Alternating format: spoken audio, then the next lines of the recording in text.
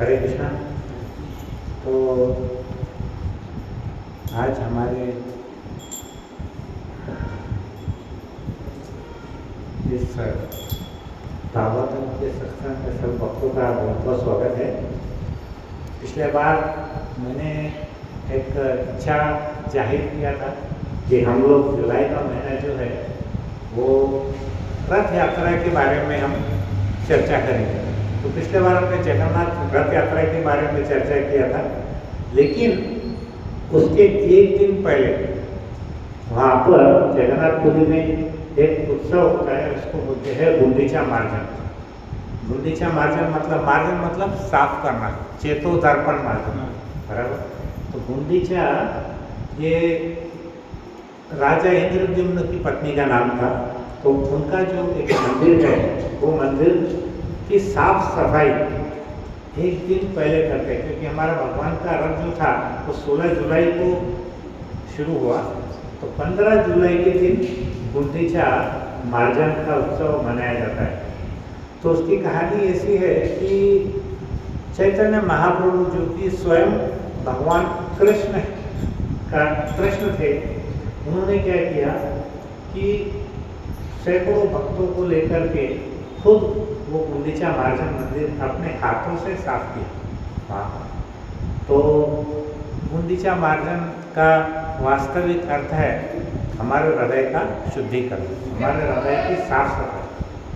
तो हमको इस आज के जो हमारे सत्संग में है, एक्चुअली इतना अच्छा कोइंसिडेंस था कि पिछले हफ्ते मेरा एक जो प्रवचन अमेरिका में था वो मतलब कहीं पर भी दूर दूर तक गुंडीचा मार्जन से रिलेटेड नहीं था, लेकिन वो एक ही श्लोक मेरे को जो मिला वो उससे रिलेटेड निकला। हालांकि वो उससे रिलेटेड था नहीं, लेकिन वो हृदय की शुद्धता के ऊपर था। तो मैंने उसको फिर कुछ गुंडीचा मार्जन की साफ सफाई के साथ में उसको कोरिलेट करने का प्रयास किया। तो हमको ये जो श्लोक है, ये श्लोक ऐसा मुझे लगा कि भगवान अगर हमारी भौतिक जो भी इच्छाएं है पूरी जल्दी नहीं भी करे, लेकिन आध्यात्मिक इच्छाएं बहुत जल्दी पूर्ण करते हैं। मैंने द्रौपदी प्रभु को बोला उसने ये बात कि प्रभु जी देखो, क्योंकि अभी मेरे को नेक्स्ट वीक में थोड़ा बाहर जाना है, तो बहुत ओवरलोड हमारा थोड़ा दूसरा भी काम चालू है फैक्ट्री का। तो मैं भगवान को प्रार्थना कर रहा था कि मैंने जो मन में सोचा वो भी काम पूरा हो जाए और मुझे ज़्यादा समय भी उसमें देना ना पड़े। तो भगवान ने मेरी दोनों इच्छा पूरी की। तो इसलिए मैं भगवान का सबसे पहले बहुत बहुत धन्यवाद देता हूँ कि उन्होंने एक ही श्लोक में 2 लेक्चर दे दिए मेरे को, और दोनों की जो मेरी इच्छा की वो इच्छा मेरी पूर्ण नहीं की। तो यहाँ पर देखिए एक श्लोक है, हम थोड़ा सा श्लोक खाली समझेंगे क्या है उसके बारे में, और उसके बारे में फिर हम ना गुंडीचा मार्जन के बारे में थोड़ा उसके बारे में चर्चा करेंगे। तो ये जो श्लोक है, ये श्लोक था श्रीमद् भागवतम के 9वें स्कंद का 8वां अध्याय का 22वां श्लोक है, 9:8-22।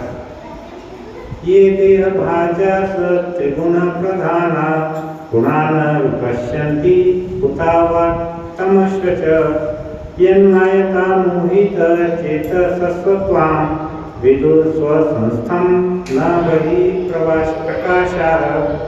तो यहाँ पर क्या हुआ कि ऐसा एक पूरा वर्णन है कि जो एक सगर महाराज थे, सगर महाराज जिनके वंशावली के कारण गंगा नदी उतरी यहाँ पर अपने इसमें, उससे रिलेटेड था। तो उनका जो सगर महाराज का जो पोता है वो क्या कर रहा है, वो उनका नाम था अंशुमान। तो अंशुमान क्या करता है, वहाँ पे लॉर्ड भगवान कपिल देव को प्रार्थना करते हैं।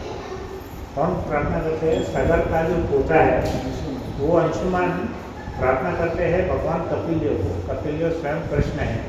तो क्या प्रार्थना करते हैं कि जो अंशुमान के जो चाचा थे, 60,000 चाचा थे, तो वो उन्होंने क्या किया था, कपिल देव भगवान के ऊपर में घोड़ा चोरी करने का झूठा इल्जाम लगा दिया था। तो भगवान कपिल देव ने भस्म करके उनको सबको राख में बदल दिया था। तो वो जाकर के उनसे प्रार्थना करते हैं। तो प्रार्थना के अंदर वो ये बोलते हैं कि हे प्रभु, हे स्वामी, आप सबों के हृदय में भली भांति स्थित है, किंतु भौतिक शरीर से आवश्यक सारे जीव आपको देख नहीं पाते, क्योंकि ये त्रिगुणमयी माया के द्वारा प्रभावित रहते हैं। अब हम देखिए, आत्मा तो हमारी शुद्ध है, लेकिन उस पर कवरिंग है, क्या की है, सतोगुण, रजोगुण और तमोगुण। उसके कारण हम भगवान को देख नहीं पाते। उनकी बुद्धि सतो, रजो तथा तमोगुण से ढकी होने से वे प्रकृति के 3 गुणों की क्रिया प्रतिक्रियाएं को ही देख पाते हैं। हम क्या कर रहे हैं, भगवान के चमत्कार को देख पा रहे हैं। अभी देखिए, जैसे बारिश का मौसम है, उसके बाद में ठंडी आने वाली है, फिर गर्मी आने वाली है। झाड़, इतना सा बीज है, एक झाड़ प्रभु जी बता रहे थे, परम पूज्य राधानाथ स्वामी महाराज, कैलिफोर्निया में एक झाड़ है प्रभु जी, 2000 साल पुराना है। परसों हमारे राजभवन प्रभु जी बता रहे थे कि वो झाड़ इतना बड़ा है, उसका जो तना इतना बड़ा है कि ऐसे 56 लोगों को हाथ फैलाना पड़ता है जब जाके वो तना कवर होता है, ट्रंक। तो बोलने का तात्पर्य ये है कि भगवान देखो, अब ये चीज़ बनाया किसने, ये किसी को मालूम नहीं है, लेकिन भगवान की जो भी क्रिया प्रतिक्रिया है वो सब देख रहे हैं। यहाँ पे वो क्या बोलते हैं, अंशुमान जो बोलते हैं, वो बोलते हैं प्रभु कि आप, हमारी जो बुद्धि है सतोगुण से, रजोगुण से और तमोगुण से ढकी रहने के कारण आप जो भी कार्य करते हैं विश्व में वो तो हमको दिखते हैं, लेकिन हम आपको नहीं देख पाते। हम मेरे को बताओ, इतना छोटा सा बीज लेके उसका तना कम से कम ऐसा 150 फीट मोटा है, कैसा पॉसिबल है, बना सकते हैं? और उसमें कितने हजारों लाखों बीज आए होंगे, है ना? तो एक बीज डालो, लाखों बीज लो, ऐसा काम कौन कर सकते, भगवान ही कर सकते। तो वो बोलते हैं कि तमोगुण की क्रिया प्रतिक्रिया के कारण जागृत या सुप्त जीव प्रकृति की कार्यविधि को ही देख पाते हैं, वे आप यानी भगवान को नहीं देख पाते। हम खाली भगवान के चमत्कार देखते रहते, है कि नहीं? तो यहाँ पर वो बता रहे हैं कि भगवान की प्रेमा भक्ति को प्राप्त किए बिना प्रत्येक मनुष्य भगवान को समझने में असमर्थ रहता है। मतलब क्या, अगर हम भक्ति करेंगे तो ही भगवान को समझेंगे, ज्ञान मार्ग से, ध्यान मार्ग से, उसके बाद में हम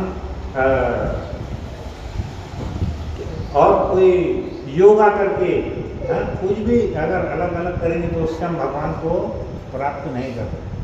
केवल भक्त ही भगवान को देख सकते हैं, बाकी जितने भी लोग हैं वो भगवान को नहीं देख सकते।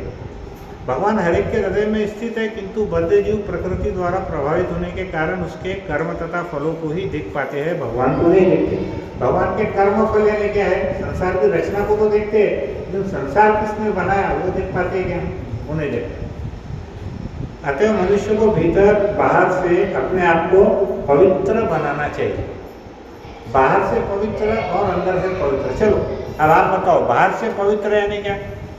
बाहेरून पवित्र म्हणजे काय असतं? स्नान करायचं। आणखी क्या है? बाहर से पवित्र यानी और क्या क्या हो सकता है?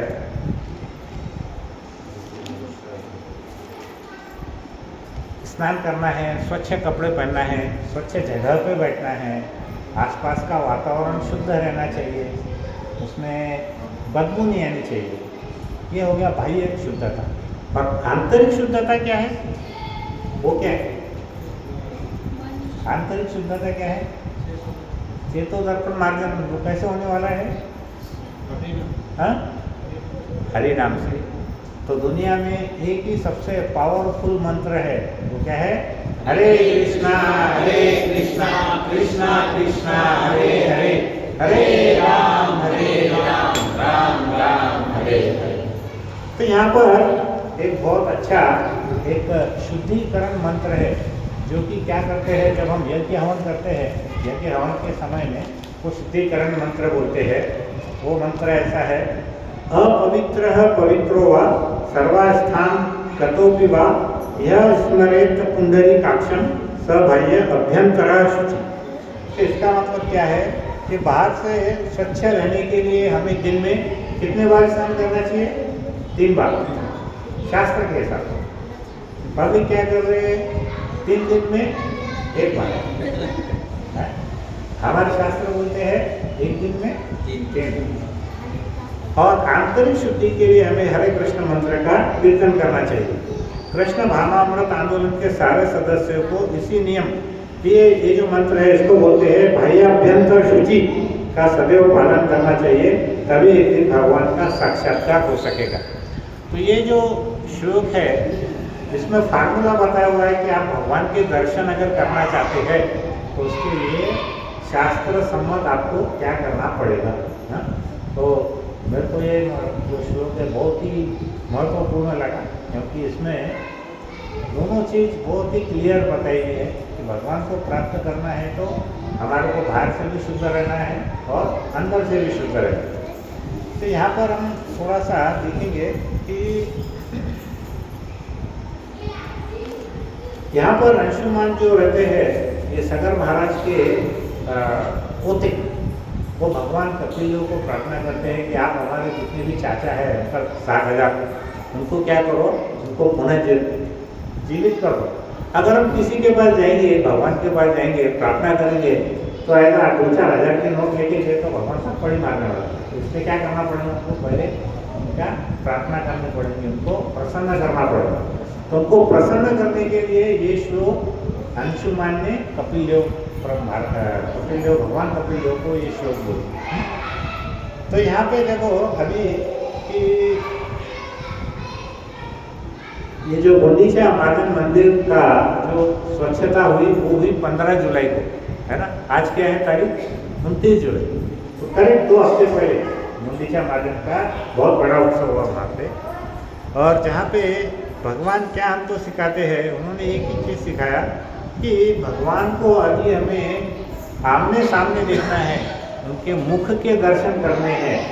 तो उसके लिए क्या करना है, हमारा जो हृदय है वो भी उतना ही शुद्ध होने चाहिए।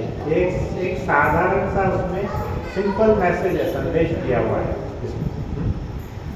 तो यहाँ पर जो तात्पर्य में प्रभुपाद क्या बोलते हैं, हमको ये बताते हैं कि जब तक हम भगवान की दिव्य सेवा में नहीं लगते, भगवान की दिव्य सेवा मतलब क्या है भगवान की दिव्य सेवा, हमको क्या करना है भगवान की दिव्य सेवा के लिए हम क्या क्या करते हैं। वो तो है श्रवण कीर्तन, भक्ति का तरीका है। हम भगवान की सेवा के लिए क्या करते हैं, भगवान का मंदिर को स्वच्छ करते हैं, वहाँ पे आरती करते हैं, भगवान के लिए फूल लाते हैं, उनके लिए हार लाते हैं। मैंने एक लेक्चर में एक सीनियर प्रभु जी से सुना कि जब हम गोलोक धाम जाते हैं तो वहाँ पे प्रवचन की सेवा नहीं, वो बड़ा डिप्रेशन में चला गया। तो काय की सेवा है, बोले जो प्रभु जी माता जी भगवान की हर विग्रह की सेवा करते, फूल चढ़ाते, आरती करते और वो चित्तार्जन करते, तो खाली वही सेवा है। तो मैं हमारे आनंद शामों को बोला कि देखो अभी तक पूरा पुण्य तुमने ही कमा, हमारा तो पता ही नहीं हो कि प्रवचन सुनेगा कौन। सब हमसे 1000 गुना 1 करोड़ गुना महान व्यक्ति है, हमारा प्रवचन सुनेगा कौन, क्या है तो हमारी सेवा ही नहीं है वहाँ पे प्रवचन। मैं बोला फिर जानता हूँ, फिर मैं चैतन्य महाप्रभु के पास जाके नंदन किया, बोला प्रभु जी आप ही बोले प्रचारी जीवन का सागर, अब आप देखो ऊपर क्या करना है कि नहीं। हमको क्या बोले चैतन्य महाप्रभु कि भक्त का काम क्या है, सबसे बड़ा कार्य है भगवान का नाम स्मरण करना और प्रचार करना। तो मेरा प्रभु जी जान लो कलयुग के आप ही देवता है, अभी आपको ही मान के चलते हैं, शास्त्र में क्या लिखे हुआ है, आप तो शास्त्र के ऊपर है। तो फिर बोला चल, नहीं तो फिर थोड़ा वो हो जाते हैं यार, इतना हम कर रहे फिर फायदा क्या है, ऊपर तो कुछ सेवा कहूँगी नहीं हुई। तो वहाँ पे क्या हुआ कि यहाँ प्रभुपाद बताना चाह रहे हैं कि भगवान को अगर प्राप्त करना है ना, केवल भक्ति मार्ग से ही हम प्राप्त कर सकते हैं। उसको बोलते हैं भक्त्या माम अभिजानति। क्या बोलते हैं, श्रीमद् भगवद गीता के 18वें श्लोक 18वें अध्याय के 55वां श्लोक है, भक्त्या माम अभिजानति। जानती का मतलब क्या है, जानना, किसी को जानना। और अभिजानति का मतलब क्या है, उसको पूरी तरह से जानना है। अब जैसे हमारे देवप्रति प्रभु है, बाहर का कोई इनका एक मित्र मिलेगा तो क्या बोलेगा कि प्रभु जी सुबह जाते 8 बजे, शाम को 8 बजे आते या 7 बजे आते, उसको इतना ही मालूम है। लेकिन हम पूनम माता जी को पूछेंगे, ये जरा देवपति प्रभु का बताओ कार्यक्रम पूरा दिन भर का। माता जी बोलेंगे इतने 7 बजे 6 बजे उठते, चैंटिंग करते, उसका प्रसाद लेते, वहाँ जाते, उसके बाद दोपहर में प्रसाद लेते, थोड़ा 15 मिनट रेस्ट करते, रात को आते, ये करते, रात को भी लेक्चर का प्रिपेयर करते, रात को सोते। तो ये अभी जाना है। जानती मतलब सिर्फ जानना, तो बाहर का व्यक्ति थोड़ा सा जानेगा। अभी जानने की मतलब पूरी तरह से जानना। तो भक्त्यामाम अभी जानना, भगवान क्या बोलते हैं, जो भक्त मुझे पूरी तरह से जाता है, यवन याचस्मि तत्वतः जो उसको जानता है, ततो माम तत्वतो ज्ञात्वा विशते तदनंतरम। तो बोलते हैं कि ऐसा व्यक्ति जो मुझको पूरी तरह जानता है वो मेरे परम धाम में प्रवेश करता है। तो भगवान को हमको सिर्फ जानना नहीं है, भगवान को हमको पूर्ण रूप से जानना है। अभी हम देखते हैं क्रिकेटर के फैन रहते हैं, पिक्चर के फैन रहते हैं, पूरा मालूम रहता उनको, इसको क्या अच्छा लगता है, क्या खाते हैं, क्या पहनते हैं, कौन सी गाड़ी है, हाँ, कितने अफेयर चल रहे हैं, किसके साथ क्या चल रहा है, सब मालूम रहता है, बराबर नहीं। तो हम भी क्या करना है, भगवान के जितनी लीलाएँ हैं कृष्ण कथा में हमने पढ़े, पूरे हमको मानना है। आकाशुर, बकासुर, हाँ, पूतना, वो उसके बाद जितने भी केशी, अलग अलग भगवान ने क्या क्या लीलाएँ की है, वो सब चीज़ें हमको मालूम है। तो भगवान बोलते हैं कि जो भी मेरी लीलाओं को श्रवण करता है, जानता है, वो मेरे धाम में आता है। अब देखो इसका हम उदाहरण देंगे, जैसा ज्ञान योग है, ध्यान योग है, सांख्य योग है, कर्म योग है। हम भगवान को माता जी बच्चों को जरा चुप बिठाइए, इनके भी बच्चे हैं, थोड़ा ध्यान दीजिए। तो अलग अलग प्रकार के योग यानी क्या है, भगवान को मालूम करना, भगवान को प्राप्त करना।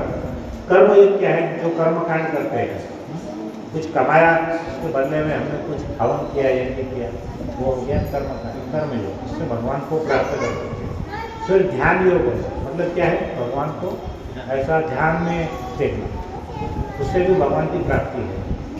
उसके बाद क्या है, उसके बाद सांख्य योग है, भगवान की जो प्रकृति है वो उसमें कितने अणु है, कितने परमाणु है, क्या क्या है, उसके बारे में स्टडी करना, उसको बोलते हैं सांख्य योग। और सबसे मेन क्या है, भक्ति योग। भक्ति योग यानी क्या है, भगवान की भक्ति करना। तो यहाँ पर जैसे हम उदाहरण देखेंगे कि जैसे शहद है, हाँ, तो शहद का एक जो वैज्ञानिक है वो क्या करेगा, उसका कुछ ड्रॉप लेगा, उसको दूरबीन के अंदर रख के देखेगा, माइक्रोस्कोप, इसका कंपोजिशन क्या है, तो वो पता करेगा कि ये शहद है। फिर उसके बाद कोई केमिस्ट है, हाँ, केमिस्ट मतलब क्या, रसायन शास्त्र, वो क्या करेगा, उसके वो देखेगा मॉलिक्यूल काय के बनेंगे, बराबर है। लेकिन जो व्यक्ति शहद को वास्तव में जीभ पे रखेगा, उसको मालूम पड़ेगा कि अरे वाह वाह, इसका स्वाद कितना मीठा है, कितना टेस्टी है। तो ये क्या हो गया, ये जो व्यक्ति है, देखो इसमें क्या हुआ, ज्ञान योग से भी हमको समझ में नहीं आया शहद क्या है, ध्यान योग से भी समझ में नहीं आया, सांख्य योग से भी समझ में नहीं आया, लेकिन जो भक्ति योग में है उस व्यक्ति को समझ में आएगा कि शहद कितना मीठा है। तो वैसे ही क्या है, जैसे एक राजा रहता है, राजा, तो जो इतिहासकार है वो बताएंगे ये राजघराना कितना पुराना है, इनके इतिहास में कौन कौन आया था। फिर उसके बाद अगर कोई एक पत्रकार है उस राज्य में, वो पत्रकार बताएंगे कि वो राजा बाहर क्या क्या करता, हाँ, उसका सामाजिक जीवन कैसा है। और उसके बाद कोई मंत्री है उस राजा का, तो वो बताएंगे कि महाराज अभी क्या क्या पॉलिसी बना रहे, नदी कितनी बना रहे, नहर कितने बना रहे, सड़कें कितनी बना रहे, धर्मशाला, पाठशाला क्या क्या बना रहे, वो मंत्री को मालूम है। लेकिन वो राजा की जो माँ है, हाँ, उसको मालूम रहेगा कि उसके हृदय में क्या चल रहा है। तो किसको मालूम पड़ेगा, उसकी माता को। तो उसकी माता बोले तो कौन सा युग है, भक्ति युग। तो भगवान के बारे में अगर हमको जानना है तो आपको कौन सा युग देखना है, भक्ति। ज्ञान योग, ध्यान योग, सांख्य योग ये किसी काम के नहीं, वो थोड़ा सा मालूम पड़ता है भगवान। संपूर्ण चीज हमको कहाँ मालूम पड़ती है? भक्ति योग। करेक्ट, समझ में आएगा उदाहरण से। तो यहाँ पे क्या हुआ कि जो गुंडीचा मार्जन की ये जो लीला है भगवान की, इसमें क्या हुआ कि भगवान क्या करते हैं कि बहुत सारे भक्तों को लेके वहाँ पर उस मंदिर के अंदर में जाते हैं और मंदिर को वो साफ करते हैं वहाँ पे। तो ये कैसा है मंदिर जो है, गुंडीचा का जो मंदिर है, वो किसका प्रतिनिधित्व करता है? वो प्रतिनिधित्व करता है वृंदावन का।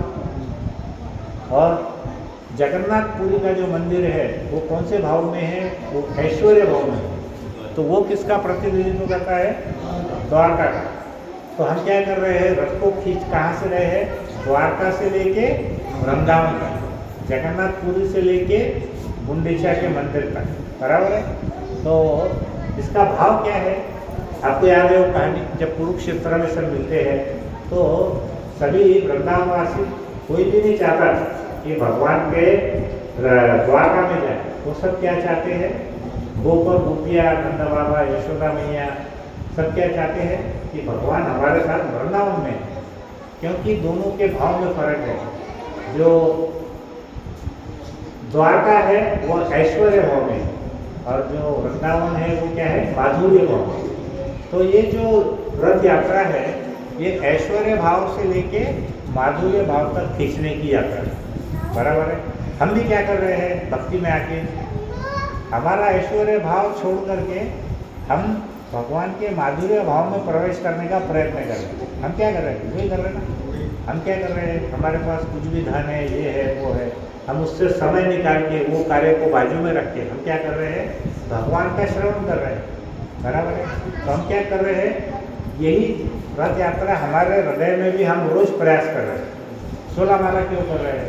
कि हमारा जो भौतिक जीवन है उसके जितना भी तनाव है, उसमें जितना भी हमारे को तकलीफ है, उससे हट करके हम क्या करेंगे? भगवान के माधुर्य भाव में प्रवेश करने का हम रोज प्रयास कर रहे हैं। तो यहाँ पे क्या हो रहा है कि यहाँ पे भगवान चैतन्य महाप्रभु क्या करें? उन्होंने स्वयं ही ये लीला की, उन्होंने मंदिर का मार्जन खुद किया। तो उनके साथ सैकड़ों भक्त थे। तो वो जब वहाँ पे पहुँचे मंदिर के अंदर, तो वहाँ पर उनके जो परम मित्र थे, 2-3 उनके भक्त थे। एक सार्वभौम भट्टाचार्य थे, वो मंदिर के मैनेजर थे। उसके बाद में रामानंद राय जी थे वहाँ पे। तो भी उन्होंने क्या किया? चैतन्य महाप्रभु हालांकि भगवान है, क्योंकि उन्होंने सार्वभौम भट्टाचार्य को बोला कि आप हमको आप परमिशन दो कि हम यहाँ पर ये जो मंदिर है उसको साफ कर सकते। तो जब ये बात वहाँ के राजा प्रताप को मालूम थी, तो उन्होंने आदेश दिया कि श्री चैतन्य महाप्रभु को जो भी चाहिए वो सभी चीज़ें उनको दी जाए। तो वहाँ पे क्या हुआ? ऐसे सैकड़ों मटके,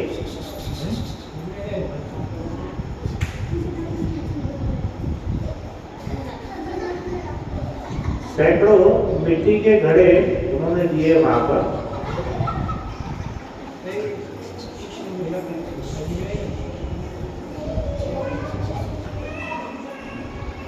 तो सैकड़ों मिट्टी के घड़े काहे के लिए दिए? उसको वहाँ पर साफ सफाई करने के लिए। तो जब वहाँ पे साफ सफाई चालू हुई तो सबसे पहले उन्होंने क्या किया? वहाँ पर झाड़ू मारना शुरू किया।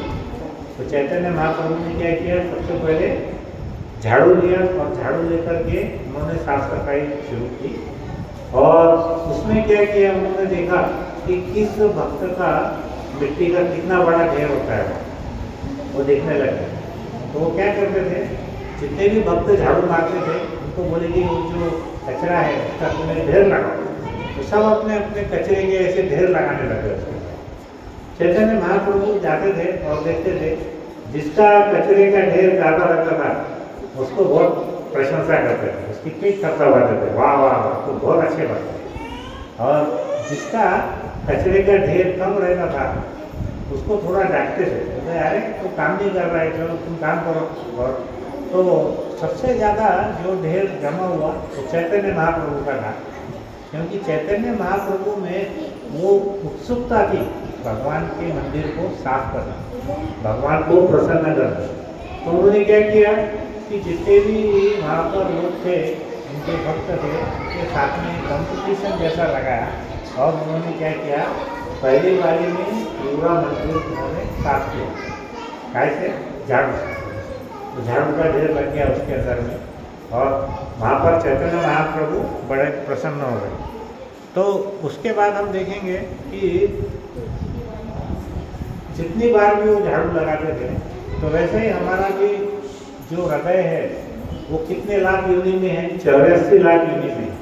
तो उस पर कितना अभी लेयर, हाँ, ये जो धूल की लेयर है वो कितनी ज़्यादा जमी होगी सोचो। तो हमको क्या है, सामने अगर भगवान भी दिखते हैं तो हम देख नहीं पाते, क्यों? क्योंकि उसके ऊपर पूरी लेयर, कचरे की धूल की लेयर जमी हुई है ना। तो हमको क्या करना है, जितनी भी बार हम झाड़ू मारेंगे एक एक लेयर उसकी कम होने वाली है। हमको तो शुरू में वो जो दर्पण है, हाँ, वही नहीं दिखने वाला है। बाद में हम साफ करेंगे, जितनी भी बार हम साफ करेंगे उतनी बार हमको वो एक एक लेयर कम होने वाली है।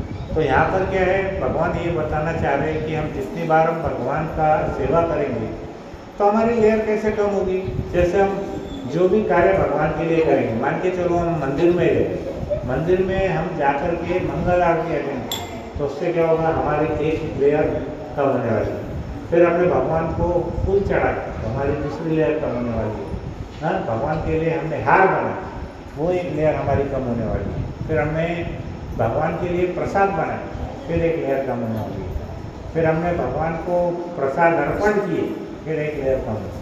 फिर हमने भगवान का नाम संकीर्तन किया, फिर हमारी लेयर कम हुई। फिर हमने भगवान का प्रसाद लिए तो भी हमारी लेयर कम हुई। लेकिन समझो, आप सिर्फ मंदिर में गए और कुछ भी नहीं करे तो भी चले, क्योंकि आप मंदिर में आए तो भगवान बोलते कि चलो भक्त मेरे दर्शन को आया, तो भी आपकी एक लेयर कम हुई। तो यहाँ पर वो क्या बताना चाह रहे हैं चैतन्य महाप्रभु कि हमारे जितने भी अनर्थ है, डस्ट मतलब ये जो धूल है, ये किसका प्रतीक है? ये हमारे अनर्थ का प्रतीक। हमारे अभी हजारों लाखों अनर्थ हमने हैं। तो प्रमुख अनर्थ क्या है?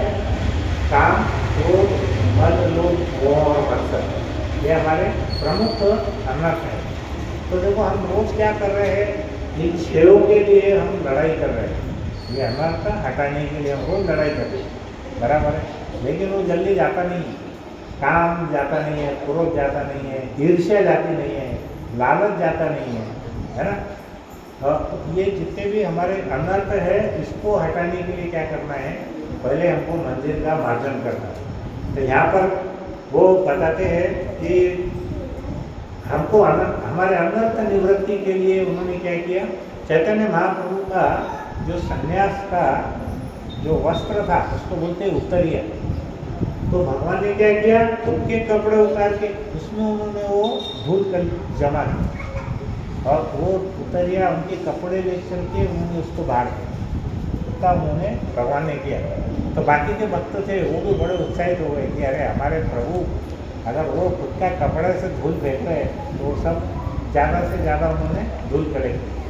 फिर क्या हुआ, इसके बाद में हम देखेंगे कि यहाँ पर सबसे बड़ी बात क्या है, हमारे अंदर में ईगरनेस होना चाहिए, हमारे अंदर उत्साह होना चाहिए, बराबर है।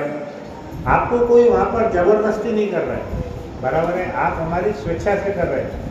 ज़बरदस्ती कहाँ होती है, जब यदि हम जेल में हैं, मान के चलो कोई व्यक्ति जेल में है तो उसको ज़बरदस्ती काम करना पड़ता है, लेकिन मंदिर के अंदर ज़बरदस्ती नहीं है, वहाँ पे हमारी इच्छा से हम काम करना चाहते हैं, बराबर है।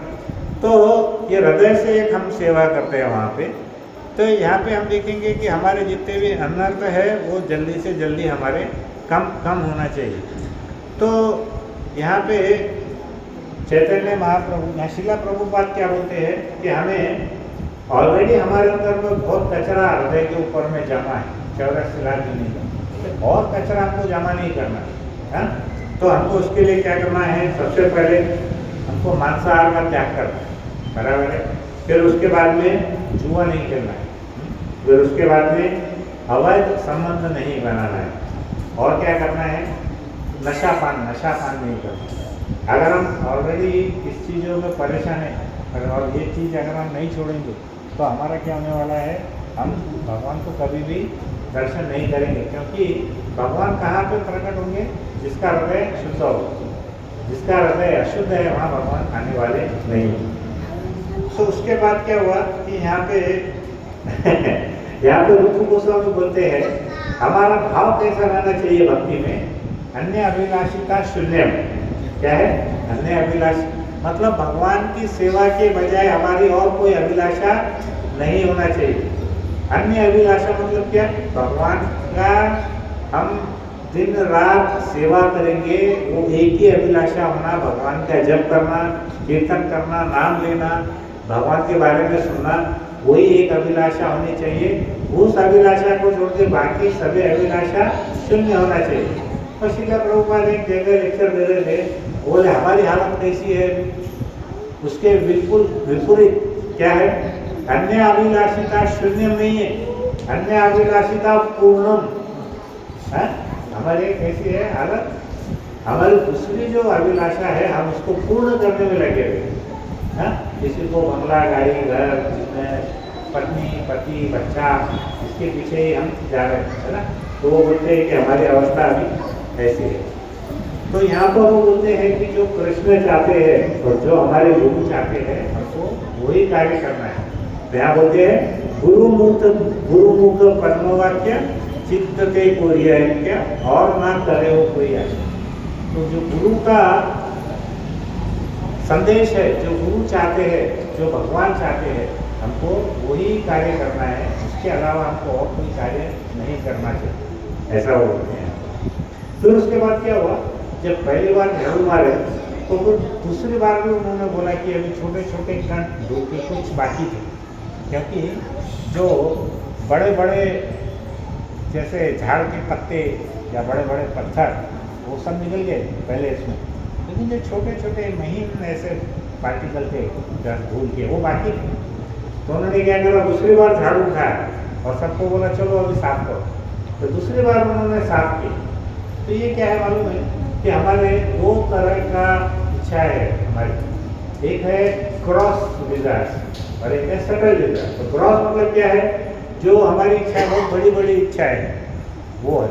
अब जैसे हमने बोला कि हमने मांसाहार नहीं करना, जुआ नहीं खेलना और उसके बाद अवैध संबंध नहीं करना या नशा पान नहीं करना, ये क्या है, स्थूल है। ये मतलब प्रभुपाद बोलते हैं तुम ये 4 नियमों का पालन करोगे, 16 माला करोगे तो तुम मनुष्य है अगर तुम ये नहीं करते तो तुम भक्त नहीं है, तुम सिर्फ मनुष्य है। अगर तुम ये चीज़ नहीं करते तो तुम पशु है। अब दूसरे लेवल क्या है, खास करके जो सूक्ष्म हमारी इच्छा है, सूक्ष्म इच्छाएं क्या है, बाहर जाके होटल में खाना खा लिए, चलो बिना लहसुन प्याज का है लेकिन खाओ, सड़क पे खड़े हो गए समोसे खा रहे, डोसा खा लिए, हाँ ये क्या हमारी सूक्ष्म इच्छा है, बराबर है। तो इस प्रकार की सूक्ष्म इच्छा है, जैसे भी आप देखेंगे कि एक बार ऐसा चल रहा है कि हमारे मंदिर में प्रोग्राम है, हाँ, और हमारा कोई एक परिवार का एक फंक्शन है। अब मंदिर में जाना है क्या, वो परिवार के फैमिली फंक्शन में जाना है, उसके अंदर हमारा कंफ्यूजन चल रहा है, वो हमारी क्या है, सूक्ष्म इच्छा है, बराबर है। अभी एक पार्टी में जाना है कि शाम का जो क्लास है इवनिंग क्लास वहाँ जाना है, हाँ, वो हमारे बीच में द्वंद्व है, वो क्या है, सूक्ष्म इच्छा है। फिर अभी मैं मंदिर में जाऊँ कि किधर तो मजा करूँ, बाहर जाए टीवी देखो 2-3 घंटे, तो ये क्या हमारी सूक्ष्म इच्छा है। तो चैतन्य महाप्रभु ने क्या किया, जब दूसरी बार झाड़ू लगाया तो वो कहीं के लिए लगाया, सूक्ष्म इच्छाओं के लिए लगाया। ये ज़्यादा करके किनके लिए है, जिनकी दीक्षा हो उनके लिए है, ये सूक्ष्म इच्छा है। तो जिसकी दीक्षा नहीं हुई तो ग्रॉस लेवल पे है, स्थूल लेवल पे है, जिनकी दीक्षा हो गई वो सूक्ष्म लेवल पे, उन्होंने अपनी इच्छाओं को कंट्रोल करना ज़्यादा जरूरी है, बराबर है। लेकिन क्या होता है, ये दोनों चीज़ करने के बाद में हमको ये देखना है कि हमारा जो मन है वो हमको कृष्ण की तरफ खींच रहा है कि हमको माया की तरफ खींच रहा है कि नहीं। ये दोनों के बीच में हमको ही चेक करना है कि हम कृष्ण की तरफ जा रहे हैं कि माया की तरफ जा रहे हैं। तो उसके बाद में क्या होता है, यहाँ पे 2 बार भगवान ने क्या किए, झाड़ू मार के साफ किए, लेकिन फिर भी कुछ कचरा बाकी है। जैसे देखो, अगर हम दाल परोसते हैं, दाल तो उसके क्या रहता है, निशान रह जाते हैं दाल, तो वो 2 बार भी झाड़ू मारने से नहीं निकलते। फिर उसको क्या करना पड़ता है, पानी से कपड़े से पोछा मारना पड़ता है, मॉपिंग, है ना। तो फिर बाद में क्या किया चैतन्य महाप्रभु तीसरा राउंड चालू किया कि कपड़ा लेकर के उन्होंने पूरा उसको फर्श को मंदिर का साफ सफाई करना चालू किया। तो उसका जो संगमरमर का पत्थर था वो कैसा हो गया, एकदम ठंडा हो गया पूरा। तो श्री प्रभुपाद बोलते हैं कि जैसे एक संगमरमर जो कि पानी से अगर स्वच्छ कर दिए तो कैसा रहता है, वो खुद ही शांत और ठंडा हो जाता है। तो वैसे ही हमारा जो माइंड है, हमारा जो मन है, वो भी क्या होता है, जब हम ये जो मार्जन करते हैं, चेतो दर्पण मार्जन, तो हमारा जो मन है वो कैसा है, शांत और ठंडा हो जाता है। तो अगर हम ऐसी साफ सफाई करेंगे हमारे हृदय की और हमारे मन की, तो ही पॉसिबल है कि हम भगवान के बारे में 24 घंटे सोच सकेंगे, बराबर। अन्यथा हमको सोचना बहुत मुश्किल है इसके अंदर में। तो यहाँ पर जो श्रवण और कीर्तन है वो हमको पूरा देखना है। और यहाँ का ये बताते हैं कि चेतो दर्पण मार्जन, जो ये जो 3 शब्द है, ऐसा श्रील प्रभुपाद बोलते हैं कि दुनिया के सबसे बड़े ये जो स्वच्छ करने वाला यंत्र है, सबसे बड़ा स्वच्छ करने वाला यंत्र क्या है, चेतो दर्पण मार्जन। मतलब हमारे हृदय को स्वच्छ करने का जो अभियान है वो हमको ये 3 शब्द में बताया हुआ है, वो हमको करना है। और हमको श्रवण कीर्तन के माध्यम से हमारे शरीर को स्वच्छ करना है। अब देखो, जो हमारा माइंड अगर शांत नहीं रहा, तो छोटा सा मैं आपको कहानी बताता कि एक बार क्या होता है कि एक जो सैनिक रहते हैं, सैनिक, हाँ, तो एक सैनिक की बहुत बड़ी पदवी रहती है। उसको क्या करते हैं कि एक बहुत बड़ा पोस्ट दे देते हैं, और पोस्ट कितना बड़ा कि उसके हाथ में एक जो न्यूक्लियर जो डिवाइस, न्यूक्लियर डिवाइस क्या बोलते हैं, न्यूक्लियर वेपन को क्या बोलते हैं, हाँ, परमाणु बम का बटन उसके हाथ में रहता है। तो अभी मान के चलो वो व्यक्ति बहुत परेशान है, हाँ? तो क्या होता है, उसका जो बॉस है उसको ऑर्डर देता है कि अरे चलो तुम बटन दबाओ यहाँ पर। इतने में वो उसकी औरत का फोन आता है, अरे हमारा जो बेटा है पिंटू वो मिल नहीं रहा है, किधर गया मालूम नहीं। तो फिर वो क्या करता है, टेंशन में, उसको समझता नहीं, वो बटन दबा देता है। बाद में उसके बॉस का फोन आता है, अरे अरे अरे अभी बटन मत दबाओ। वो क्या होता है, अरे सर मैंने तो बटन दबा दिया। तो ऐसा अगर हमारा स्टेज रहेगा माइंड का, हाँ, 2 मिनट में हाँ बटन दबा दो, 2 मिनट में वो हमारा बेटा क्या हो गया यार, मैं दबा दिया गलती से। अगर ऐसा स्टेज रहेगा तो पूरा दुनिया को विनाश होने में कितना टाइम लगने वाला है, कुछ भी टाइम मिले। तो हमारा जो मन है उसको हमको कंट्रोल करना खाली आध्यात्मिक जगत में नहीं है, भौतिक जगत में भी उतना ही जरूरी है। अभी देखो, हमारे जब सैनिक की भर्ती करते हैं ना, तो उसका शरीर तो देखते ही है वो, लेकिन उसका जो मन है, उसका दिमाग कैसा चलता है वो भी देखते हैं, वो कितना शांत है या नहीं है। नहीं तो क्या होगा कि एक बहुत अच्छी कहावत है, मिसगाइडेड मिसाइल बोलते हैं उसको। मिसाइल है लेकिन वो छोड़ने का उसको किधर है, वो जाने वाला दूसरी जगह, तो क्या फायदा होने वाला है। तो ऐसा ये जो हमारा श्लोक है, इसके अंदर में हमको ये जो गुंडीचा मंदिर मार्जनम, ये जो हमने अभी देखा, तो ये हमको ये दिखलाता है कि हमारा जो हृदय है वो हमको स्वच्छ करना है।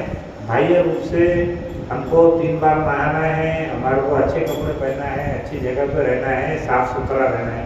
एक प्रभु जी अमेरिका से या यूरोप से आए थे भारत में, पहली बार आए थे।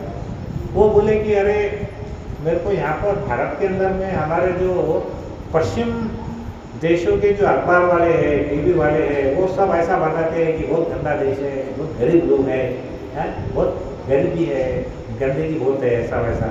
बोले मैं जब पहली बार आया तो मैं क्या किया, बोले वहाँ पे गुजरात के कुछ छोटे गांव में गया। तो गुजरात के जब छोटे गांव में गया तो मैंने देखा कि उधर जो घर था वो उस समय गोबर से लिपा पुता था और उनके यहाँ पर कुछ तांबे के बर्तन ऐसे लटके हुए थे। तो बोले कि उस घर में एक भी मच्छर नहीं मिला मेरे को, और वो जो बर्तन थे ना इतने साफ सुथरे थे, एकदम चकाचक। तो मेरे को बड़ा आश्चर्य हुआ कि अरे ये हमारे पेपर वाले, टीवी वाले, न्यूज़पेपर वाले सब ऐसा क्यों बोलते हैं, यहाँ तो बहुत अच्छा है सब वातावरण। फिर उसके बाद क्या हुआ, वो वहाँ पर रेलवे स्टेशन पर गए। तो रेलवे स्टेशन पे देखे कि वहाँ पे एक ऐसा पानी का वो कूलर लगे हुआ है और एक ग्लास चैन से बंधे हुआ है और सब लोग उसमें पानी पी रहे हैं। तो वो बोला अगर एक ग्लास में कितना गंदगी, सब पानी पी रहे हैं। फिर वो प्रभु जी ने क्या किया, ध्यान से देखे, उन्होंने देखा अरे कोई भी उसको मुंह नहीं लगा रहा है, सब ऊपर से पानी पी रहे हैं। वो बड़े प्रभावित हो गए, बोले अरे वाह क्या देश है, यहाँ पर तो कोई भी व्यक्ति मतलब कितना हाइजीनिक है, कोई किसी को बीमारी होने का सवाल ही नहीं। तो बोलने का अर्थ ये है कि हमारे देश की जो सभ्यता है, हमारी जो परंपरा है वो बहुत अच्छी है। हमको पाश्चात्य देशों की नकल करने की जरूरत नहीं। हाँ, उनकी अच्छाई नकल नहीं करते हैं। वो लोग सुबह 8 बजे जाते हैं जॉब करने, शाम को 8 बजे वापस आते हैं। चलो हम 8 बजे नहीं तो 5, 6 बजे तक तो वो एक दिन में जितना कार्य करते हैं, हमारा भारतीय आदमी 10 दिन में भी उतना कार्य नहीं करता। सरकारी ऑफिस में जाओ, ऐसे 200 फाइलें रहती, उसके बीच में वो ऑफिसर मुँह डालने ऐसा सोते रहते, फिर उसको नोट बताना किसको भी, फिर उसका ऐसा दिमाग खुलता क्या है। तो ये सब गंदगी कहाँ से, ये सब नालायकी ये हमारे देश में लोगों ने किए सब। तो हमको उनकी अच्छाई देखना है। फिर वो लोग क्या खाते हैं, क्या पीते हैं, वो हमको जरूरत नहीं है। वो हमारे देश की संस्कृति का ही हमें पालन करना है। हमको किसी की भी अच्छाई देखनी है, उसकी बुराई देखने की हमको जरूरत नहीं है। तो वो लोग हमसे कितने आगे हैं, कितने अनुशासन में रहते हैं, कितनी साफ सफाई में रहते हैं, हमको वो सीखना है। तो हमारी अच्छाई तो वो सीख ही रहे हैं, लेकिन हमको भी उनकी अच्छाई, हम क्या कर रहे हैं, उनकी बुराई सीख रहे हैं।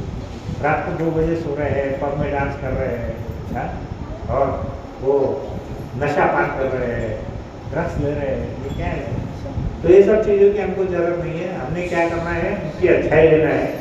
और वो लोग इतने होशियार हैं, उनको समझ में आता है कि भारतीय लोगों के पास में क्या क्या चीज़ें महत्वपूर्ण है। हमारे यहाँ पहले जब गुरुकुल चलते थे तो प्रत्येक बच्चे को गुरुकुल के अंदर में इतना ज्ञान मिलता था, वो भी सब फ्री में, झाड़ के नीचे बैठ के, है कि नहीं गुरु। तो सब बच्चे हमारे बहुत पढ़े लिखे थे। फिर वो लॉर्ड मैकॉले आया, हमें इंग्लैंड वाला, उसने क्या किया, सब गुरुकुल सत्यानाश कर दिया। अभी ये सब हमारे इंग्लिश मीडियम, ये मीडियम घुस गए, वो हमारी संस्कृति पूरी खराब होते चलेगी। और हम अभी छाती ठोक के बोलते हैं हमारा बच्चा इंग्लिश मीडियम में है, हमारा बच्चा ये है, हमारा बच्चा वो है।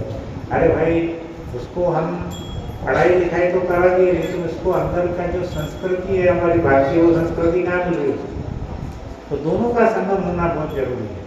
पश्चिम की कुछ बातें अच्छी है और हमारे पूर्व की बहुत सारी बातें, हमारे पूर्व की बातें उनसे भी ज़्यादा अच्छी।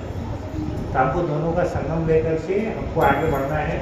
और हमारा जो हृदय है उसका मार्जन हमको रोज करना है, उसके बारे में रोज सोचना है कि जैसे चैतन्य महाप्रभु ने मंदिर की सफाई 3 बार की। पहली बार झाड़ू लगाए तो बड़े बड़े पत्थर, कंकर, पत्ते, घास निकाले। दूसरी बार जब झाड़ू लगाए तो छोटे छोटे जो कण थे धूल के, उन्होंने साफ किए। और तीसरी बारी क्या किए, पूरा उसको पानी से धोए अच्छे से पूरा, ताकि पूरे उसके ऊपर में शुद्धता रहे। तो हमको भी क्या करना है, जो भी छोटा छोटा कार्य है भगवान के लिए, मान के चलो यहाँ पे प्रसाद बनाते हैं तो माता जी लोगों ने थोड़ा सहयोग करना है प्रसाद बनाने के लिए।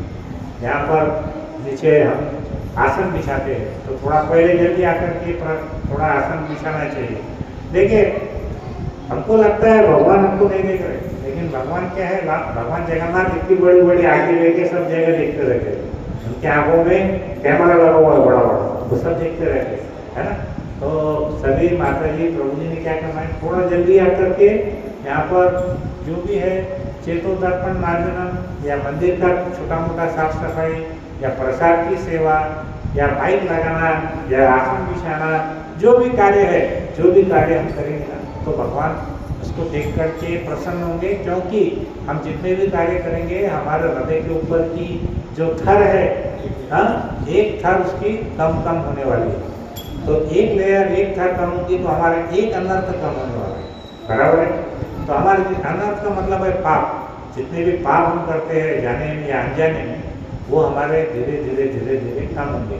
फिर जब हृदय का शुद्धिकरण होगा तो क्या होगा, भगवान स्वयं आकर के हमारे आमने सामने हमको दर्शन देंगे।